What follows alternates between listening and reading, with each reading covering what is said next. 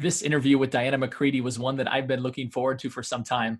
I've admired the way that she does her business. She's very relational, yet also very analytical in the sense that it's not just all warm and fuzzy. Like, she very much grounds her business in numbers, yet she builds her business exclusively by referral. And I so much respect the way that she's gone about doing that. And really what we go through today is how to best lead in times of adversity. You'll notice that sometimes when things get tough, people that aren't great leaders oftentimes kind of stick their head in the sand, or they just assume that everything is as it once was, and that communication levels and levels of service can remain the same, when in actuality they need to go up. So Diana does a fabulous job today of really walking through what she's done to lead herself as well as to lead her clients through these times, and really position herself as somebody that people need, not just for real estate, but just for enduring through these times and even thriving during these times. So I'm excited for you to hear this episode. I would encourage you to listen again for ways that she specifically is leading herself to be strong during these times. And then specifically what she's doing, even the level and amount and quantities of communication she's putting out there, even specific statistics that she's sharing that she feels like have a great impact upon her clients. So I'm excited for you to hear this and get your feedback. Thanks so much for tuning in. Welcome back to the Think Bigger Real Estate Show. I'm your host, Justin Stoddart, and very excited to have with me today not only somebody who is absolute veteran and expert in real estate, but someone who's become a very dear friend of mine. Her name is Diana McCready. She's been in the real estate business for 34 years. Not only does she serve her clients at literally the highest level I've ever seen, she also is a tremendous leader in giving back to the industry, to giving back to other agents. And I'm thrilled because she's going to be pouring into all of us today, teaching us how to lead through times of adversity. And all of us know that things are a little bit different right now. And I'm a firm believer that sales is leadership, that right now, the best professionals in our marketplace are going to really stand out. And to me, Diana has done that. She's always done that, but it's on full display right now. So Diana, thank you so much for contributing so much to the industry and for taking some time here this morning to pour into all of us and help us better lead through these times. Yeah, thank you, Justin. I mean, my goodness, when you hear things like that about yourself, it's like, oh, it's really heartwarming. Thank you. Thank you for having me. Welcome to my home. Thank you very much. Yeah, let's get started. I love it. I love it. You know, one thing that you and I are both fans of, and probably maybe what caused us to really hit it off right away, is really our deep passion for personal growth. And I think you and I both know that it's really hard to lead anybody if we haven't properly led ourselves, right? If our mindset isn't correct, isn't strong, isn't right, we're not going to be a lot of good for anybody else. So talk to us a little bit about what you've done during this time when there's been uncertainty all around. What have you done to stay mentally and emotionally strong? Yeah, that's a great question. And yeah, this COVID thing started, about 7 weeks ago. So I'm having to go back and remember what those first couple of weeks were like. And, for everybody, it was everybody felt off center and, really wobbly. I mean, we just didn't know. We didn't know what we didn't know. We didn't know what was happening or how to deal with it. And I think back then I definitely, just knew that I had to take care of myself, that there were going to be some very challenging times ahead in, working with clients that were already in escrow. That was very challenging, because there were a lot of questions around that. Is this the right thing to do? Should we bail? What should we do? Or clients that were getting ready to put their home on the market, that kind of thing. So it was, man, now that I reflect back on that, that was a tough couple of weeks, just mentally challenging. I remember, it wasn't physical, but, just going home. I say going home, I was home, but I'm also fortunate enough that I have a private office and I am able to escape my home bubble and go to my office bubble through my car bubble. So that's been great. That's probably helped me a little bit mentally. But I remember, those couple of weeks, that was tough and it was exhausting. And so I think, what I've done to help me so that I can help my clients and sphere of influence and people that I'm in touch with is, for me, it's definitely having a routine. And I know that's a challenge for a lot of people in these times. Now, I don't have small kids at home. I can only imagine what that's got to be like, and, having a so-called routine. But for me, that's been the best. And I was talking with you a little bit earlier, but I have this journal, It's called The 5 Second Journal by Mel Robbins. And Mel Robbins is a wonderful author and speaker. She's got a daytime talk show and podcast. And she wrote the book, The 5 Second Rule, 5, 4, 3, 2, 1, go. And in this journal, it's brought me a lot of stability because when I open it up, you just fill out, it only takes a couple of minutes to fill out the first page. And it starts with, what time is it and where am I? So that's centering, that helps. And what day is it? I talk to so many people that we can hardly remember what day of the week it is. So I write that in there, it's Thursday. And then how do I feel? So rating myself, what does my energy tank feel like? What are my reserves? Go from depleted to meh to fine to good to energized. And then why do I feel that way? What maybe happened last night? Did I get a good night's sleep, or what happened that would make me feel that way? How could I feel more energized? What are the people or activities that could maybe give me a boost today? Going out for a walk, getting out into nature and seeing the neighborhood and the flowers and what everybody's doing in their spring gardens has been helpful. And then what is my top project today? So what is the big rock that really needs to get done today? What's my focus? And why does that matter to me? So really to write out, why does that, why should I even be doing that? What's the why behind that? And what's one small action that I can move to get going on that? And then what am I grateful for? So Mel makes this super easy. I know we all like to do great gratitude journals maybe, or, jot down a few things. So it makes it super easy to not forget. A little bit of gratitude is a great way to have some stability. I love that journal. I would say that for me, Diana, I've done something very similar in that my morning routine, specifically writing and journaling, has been paramount for me, in part because, I'm a firm believer that oftentimes we have certain feelings, and that causes us to either to act in a certain way. And those feelings sometimes aren't really grounded. And if we can kind of get in touch with exactly how you described there, of like writing out the what's going on and why do I feel that way, we start to uncover like, hey, I'm frustrated inside and I can't figure out why. And then you get to the core of it. It's like, okay, I can deal with that, or why am I letting that bother me? That's so silly, right? Yeah. And so just that self-reflection is what I hear you saying. That I'll kind of second that's been really helpful for me to just get clear on just this reality check of what's going on inside, so thank you for sharing that. Yeah, absolutely. Yeah, I totally agree. I think we need that reality check, because there are, I feel very fortunate. I feel very blessed. Everybody in my family is doing well. My grown children, I have 3 grown kids. They all are working overtime. I'm feeling good. So everybody in my immediate circle is doing really well. And I feel so fortunate and grateful. And yet it's the collective energy, that we're dealing with. I try not to watch the news. I try and stay in touch with more facts and figures. I listen to Dr. Radio, which is Sirius XM radio show. So I get frontline information directly from doctors and clinicians and nurses and surgeons and, directors of hospitals of exactly what's going on right now in real time, and try and stay away from the, some of the so-called news. But I think that all of that collective energy, definitely affects us, and we do get these emotions going. And so this is a good reminder to me that, I may be feeling a little bit depleted, but it's a temporary emotion. And I don't want to be making any long-term decisions based on some of these temporary emotions. So this journal, and it sounds like what you're doing, has been really helpful to bring that stability as well. I'm glad you shared that. I would encourage anybody that's listening here, if you find yourself emotionally ungrounded, right?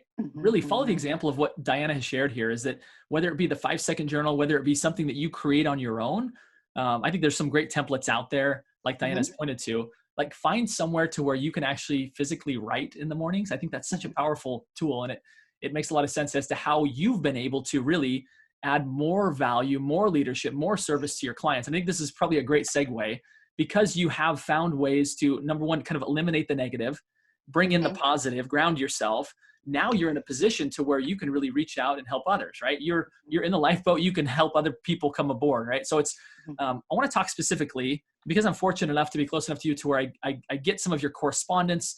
I see the stuff that you're putting out. I've noticed you've always been a great communicator. You've always been a great leader. I've noticed you notch that up a level now, and I've been inspired by it.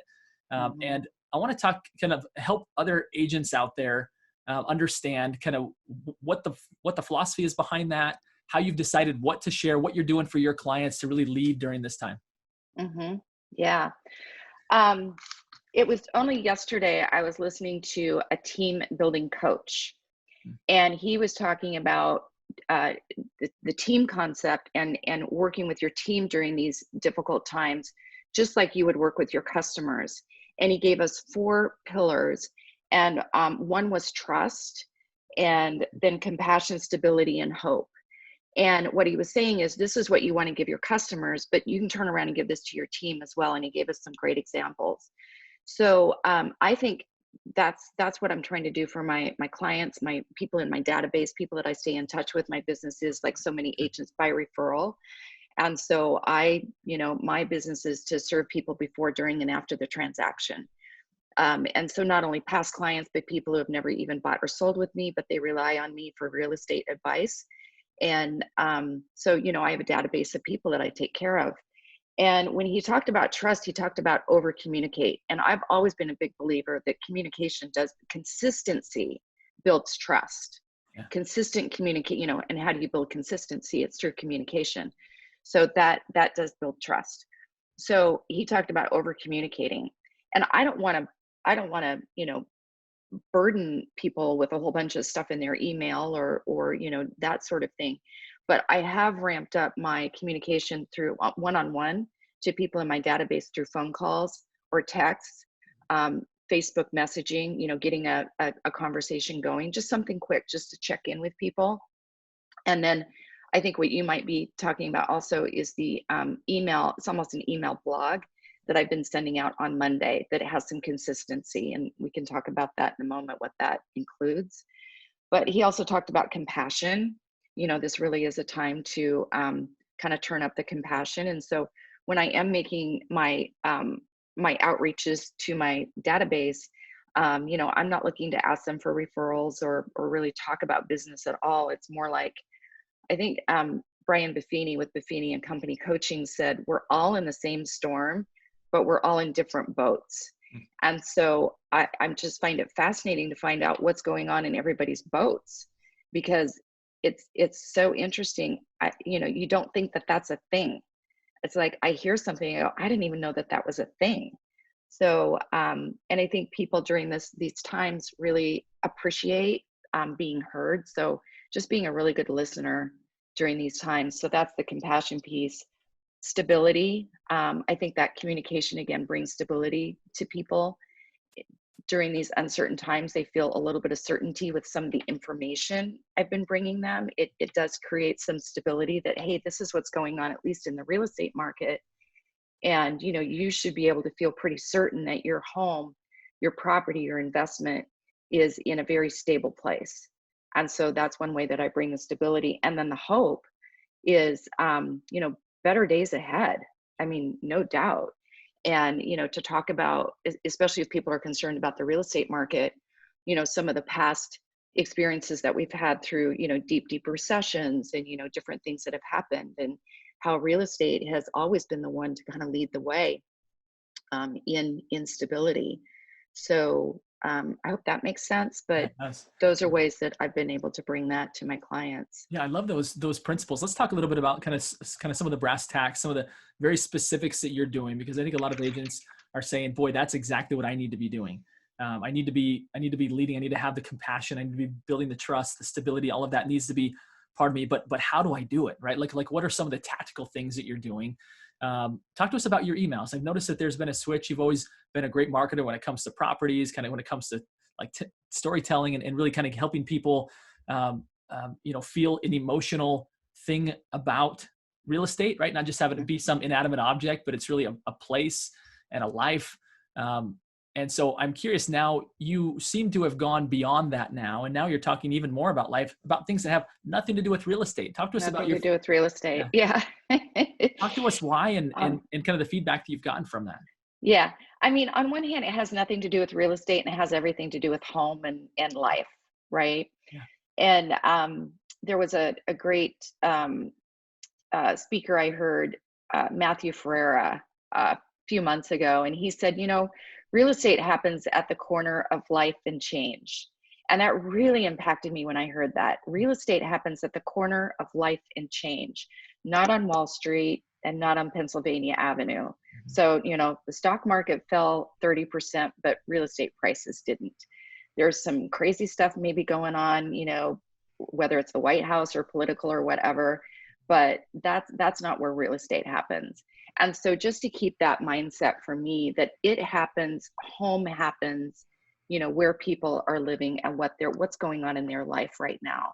So just trying to keep that perspective and what value can I bring to people as they're, in their homes. And I learned this little uh, script the other day that, right now, instead of asking buyers, hey, is this a home that you'd see yourself living in? It's like, hey, is this a home you'd see yourself quarantined in? And so that's been kind of fun. They stop and they think, they look around, they go, yeah, I think I could be quarantined in this house. So that's worked. But in the email blogs and just in my conversations, I've been bringing 3 points of information. And I want to say, I listen to a lot of great agents. I know you've had some amazing real estate agents on your show, and I really appreciate the high level of care that they've been bringing. I mean, and I listen to other agents around the country, and I'm just, my heart just is so warm to hear of all the wonderful things that agents are doing for their databases, their spheres of influence, people that they take care of or care for, and I mean, they're doing amazing things. They're doing online parties. I've heard of bingo parties. They're doing amazing pop buys, taking out jigsaw puzzles and things to families. So I think that's really cool. Mine has been more one-on-one, checking in with my people with that, level of compassion and just listening to what's going on in their lives. But I'm also analytical, and I'm kind of into numbers and statistics and that sort of thing. And I think that those bring stability. And that's what I want to bring to people, is a sense of certainty. So I've taken some of that, and that's gone into my messaging. And I think when we're working with statistics and, real time numbers, that brings a credibility, not just to me, but credibility. It's not just my opinion. These are, real statistics and things. So specifically, people are sitting in their homes right now. I believe I get some of my clients calling me, and I think there's many, many more. And I did hear a statistic that there are 35% of Americans polled in the US right now will do a remodeling project when this is over, or as soon as they can get the contractors in, because they're sitting in their homes going, gosh, it is time to do a kitchen remodel. Gee, maybe we should go ahead and create a real home office. Maybe we do need a real play space, for the kids to go, have their own space. So there's a lot of that going on. So one of the things I'm bringing to my clients right now is the cost versus value remodeling report. That's a wonderful report that comes out every year. You can easily Google it, just value, cost versus value, 2020, and that report will pop right up. It's free. And I'm able to use that with my clients who are talking about remodeling, because they want to know, well, what's the payback going to be? So there's two things. I can give them this data that shows them what the recoup price might be, or percentage. So that's helpful with some statistics. And that gets drilled right down to the local area. So it's US, and then your region, and then your city. So right here in Portland. Wow. And yeah, it's super powerful. And so I'm able to give that and give them some certainty that, yes, if you do this remodeling project or this improvement, you are going to get something back on it. Then I'm going to add my own professional opinion. Yeah, if you change your kitchen from 1974 to 2020, and you guys decide to sell in a couple of years, you can bet you're going to have that many more buyers that are interested in your property, because you've got a modern, updated kitchen. So I give them that information. I have 3 points of information that I do. So that was number 1. Number 2 is I chose one data point, in the Portland metro area real estate market. So this is where I do bring a bit of real estate information. What I've seen is people put out these graphics with all of this information about real estate. Like, here's the average days on market. Here's the average sale price. Here's the average median price. Here's the high list. Here's the low list. Here's, and these graphics have all of this information on it, which, they look cool, but what does it mean? And so I think if I can bring one data point, I can give some meaning to that, and that creates some certainty and stability. So the one I picked, it's garbage day, by the way. So we're going to hear some trucks going by. The one data point I picked is a 7-day check or 7-day look back. And I chose what are the new listings coming onto the market in the Portland metro area, and what are the newly pended sales in that same 7-day time period, new listing pended sales. And when I started this 7 weeks ago, because we've been in this about 7 weeks, there was an 85% market absorption of the new listings to pended. At the start at the start of it. Yeah. So I think we were still in a pretty, a fairly, that was the beginning of the pause. That was the beginning of the pause. And I start to go to 83%, and this is market absorption, 82%. And then I think right after that pause, that lasted about a couple of weeks. And then people started kind of getting back into it. As realtors, we figured out, how to handle this. And it jumped from 82% to 97% to 115% to 122%. And last week was 107%. So again, this is market absorption of new listings. So theoretically, you could say, gee, not only are all the new listings selling out, but now we're tapping into that lower quality inventory that's overpriced and, maybe poor condition. Mm-hmm. So the meaning behind that is that we are in a very strong seller's market. So just watching that one data point week to week, I think I've gotten a lot of great feedback on that. People really, really appreciate having something so simple to, that I can track from week to week and just bring, okay, in one sentence, this is what it means. So that's been helpful. No, I think, I'm a big fan of that. I as well see a lot of real estate agents, and I'm always grateful and appreciative of any sort of marketing effort, anything to educate consumers, to lead people. I do think though that we as consumers, again, because I'm not a licensed real estate agent myself, although mm-hmm. I spend a lot of time with you all, the thing that I really appreciate is when there's really a focus, like you said, to put out 15 numbers. Like most people, at least me, aren't going to read through them, nor are we going to understand them all, or kind of put into context.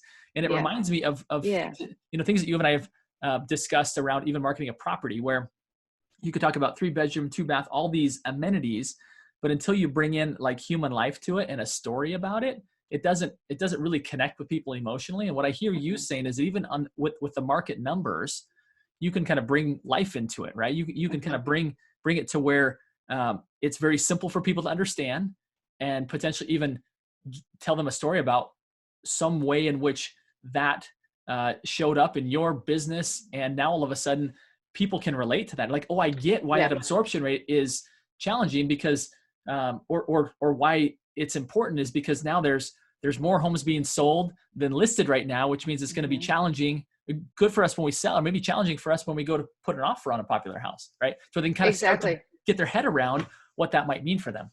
Yeah. It's a call to would-be sellers. Hey, come on in. The water is warm. and to buyers, it's giving them a reality check that, that the sky is not falling, prices are not falling. Mm-hmm. We have less sales, but it's relative. We still have a hot seller's market, even though there are less sales going on. So it's a reality check to buyers as well, that, okay, I'm probably going to have to make close to a full price offer on something brand new on the market, or I might even be in competition with other buyers and have to consider what the strategy is around that. The thing I want to point out here real quick, Diana, is that there's a difference between speaking and communicating, right? And from the very beginning of this show, you highlighted the importance of communicating, right? Mm-hmm. And sometimes we speak thinking that we're communicating, whereas what I hear you doing is that you're giving people stuff that is simple, and you're giving the same number over, so people bring some context to it. Oh wait, that was higher than last week. right? So the Mm-hmm. market's headed in this direction, and Mm-hmm. again, it's communicating to people as opposed to just speaking a bunch of data points at them, right? Mm-hmm. Yeah. Yeah. Yeah, that sounds about right. Uh-huh. Yeah. It's always what's in it for them. Hmm. And I think it's so easy when we're in any business to speak the vernacular and, our industry speak. Yeah, yeah. But, to turn that around, and I think good communication is to, think about, well, what's in it for them, Hmm. and bring that kind of a message or a story, like you say, something that will be, really touch their emotional needs, Hmm. something like that. So yeah, yeah. Speaking of that, let's talk even a little bit about some of the other content that you're putting in. I know my wife and I never aspired to be homeschool teachers, but lo and behold, we are. And some of the resources I've gotten, I've forwarded on to my wife, and I'm like, take a look at this, right? Because you really put in stuff Oh, oh, good. that has nothing to do with real estate, right? It has to do with now all of a sudden we're homeschoolers, right? Like ideas for kids, like this website Go Noodle. I was like, oh, I forgot about that one. My kids used to tell me about that, and I saw it in your email. And I was like, that's a great idea to get them out from behind the screen, out from behind their homework, and get them just doing some fun activities for just a few minutes. And I was Yeah, appreciative of that. And I'm sure all your clients are like, wow, this is thoughtful. I wouldn't have yeah. thought that this would have come from Diana, right? Like she's a real estate agent, yet she's taking care of us where we're at right now, which I think is, Yeah, again, another great leadership principle of meeting yeah, people where they're at, serving their needs, some of which you can, you'll get, is within your career. Sometimes it's not, it's just value that you bring to the table, right? yeah. Oh, thanks for that feedback. That's Yeah. great. Um, I'm just trying to think of things I'm gathering, like a bit of a toolbox through the week, like, oh, this might be of value to somebody, or this might. And so, yeah, it's things like that. It's like, thinking about how people are dealing with their kids at home. And I think at first I thought, well, everybody would know this. I mean, it's so easy to get stuff on the internet. But I also find that, if I can just go ahead and put that in front of them, it might be exactly the time that they just needed that. Hmm. um, there was an example of, sleep has been very important for people, and it's been a little tough because of the strain and the anxiety, and things that are going on. I find that, people talk a lot about sleep, and that's such an important thing for stability. I mean, it's maybe one of the most important things. If you don't get a good solid quality night's sleep, you're not your best for anybody. And so I remember putting a little piece in there a couple of weeks ago about sleep, and what it's been like for me. And that, it was Mel Robbins that had recommended this sleep mask, and it's made by Tempur-Pedic, of all people. I didn't even know. I've had these satiny sleep masks, and I wear earplugs too. That's just me. And so I ordered one of those, and I just loved it. So I put that out there, and I know a couple of people that have got it, and I know somebody who got it for, his mom for Mother's Day. So that was super sweet. I love it. So yeah, it's just things like that. I think we can all do that, just as we're going about our day. What are the things that we're hearing about? Maybe it is on TV, or maybe it's something we see, on a website. And is that something we could grab, and maybe just keep a little bit of a toolbox? And when you're talking to people, maybe it's recipes for stuff you can just have in your pantry. Things like that. What can we bring of value that can maybe help people out as they're quarantined in homes? I love that. Last point I want to point out, I saw actually a mastermind event that you did yesterday where you brought together a group of professionals, CPA, financial advisor. Talk to us a little bit about that. And again, Mm. what value that allows you to then bring to your clients by interacting with professionals that are outside of your industry. Yeah, so I think what you're talking about, Justin, is a group called LEAP, LEAP. It's leadership and, leaders and entrepreneurs across professions, and I think there's about 80 of us women, and all across all professions. And so I don't organize that group. I'm so fortunate to be a part of that group. I mean, amazing high level, women, CEOs and attorneys and financial planners. And I just learned so much. And what they have done is a program, it's a webinar, and anybody can join in on this, called Leading Through COVID-19. They started 7 weeks ago, and they've been doing it every week. And it has brought me consistency and stability to sit in on that webinar and hear what's going on. So it's a panel of 5 or 6. And every week they say, this is what's going on in the financial markets. There's an employment attorney. here's what's going on, right now, what you, if you're an employer, what you should be thinking about with employees. People are thinking about bringing people back now. It's just, I could go on and on.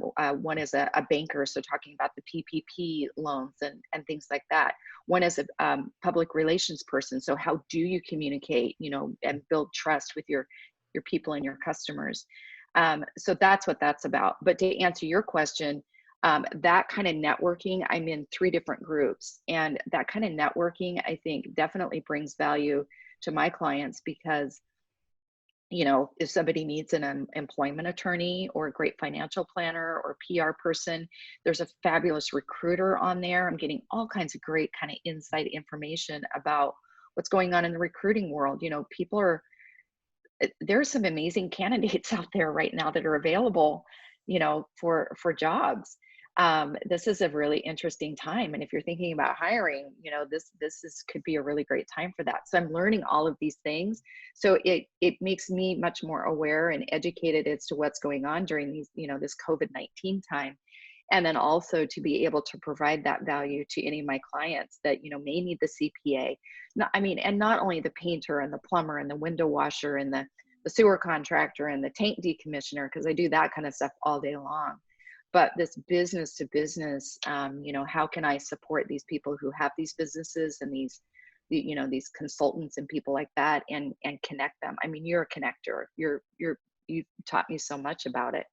So, that's what that does for me and my clients. Well, and how much more valuable are you then to your clients? I think that's one of the side perks, maybe the kind of hidden benefits of me being able to have this show, the Think Bigger Real Estate Show, is if nobody ever watched this, if it was just you and I talking, I would walk out smarter. And then when I turned around and had, conversations with clients, like, I'm a better person because of that. And I think somebody like you that thinks strategically and can realize, like, these masterminds, although they may not be, and I think some people are a little short-sighted, like agents and other professionals, they'll only go if they can get a direct lead from it, right? It's like, well, are you going to give me business? And if you have to think much higher than that, then maybe that will come at some point, but the value comes in the knowledge that you gain and the way that you bring that into your own practice to serve your existing clients. And I think, again, real estate agents that start to recognize that, again, that we're in a knowledge economy like never before, people will be rewarded for the knowledge that they bring and the leadership that they offer. And that by associating themselves in these types of masterminds and groups, that just elevates their level of service. And then that referral-based business that I know is the heart and soul of your business becomes so natural because of the level of service that you're able to offer, that has a lot to do with real estate and a lot to do with a whole bunch of other stuff when people need it. A whole bunch of other stuff. Yeah, exactly. Yeah. Do we have time for one third point of that, Please. that information, that kind of that data point that I'm Absolutely. bringing to people? Dr. Yoon, Dr. Lawrence Yoon, is the chief economist for the National Association of Realtors. He is a top economist. He's fun to listen to. He's not dry. And if anybody has a chance to listen to his podcast, I know he did one with the NAR not too long ago. I suppose you could Google that and find it. But he's done a couple with Brian Buffini of Buffini and Company Coaching, which I've been in their coaching program for 20 years or almost 20 years. And I listened to him, and this is just in the last couple of weeks. And Dr. Yoon, well-respected economist, not only in this country, but in the world, really brings perspective about the real estate market. And he talks about the stability and the steadfastness of real estate, and how, the stock market went down 30%, but that's not happening with real estate across the country. And we do have a housing shortage, not only in the Portland area, but across the country.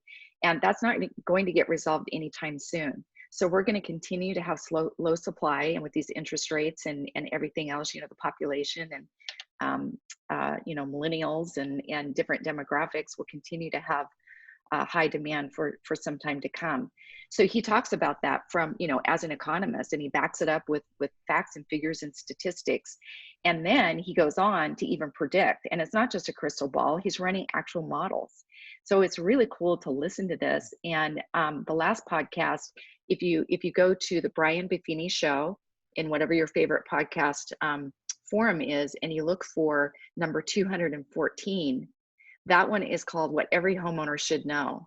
And I put that out I think I put that one out this past Monday, and I've gotten great feedback on that from clients. But I had every buyer that I'm working with listen to it, and any homeowner should listen to it, or anybody who's thinking about being a homeowner, because he talks about, again, the steadfastness of real estate. And what if we do get into an inflation situation?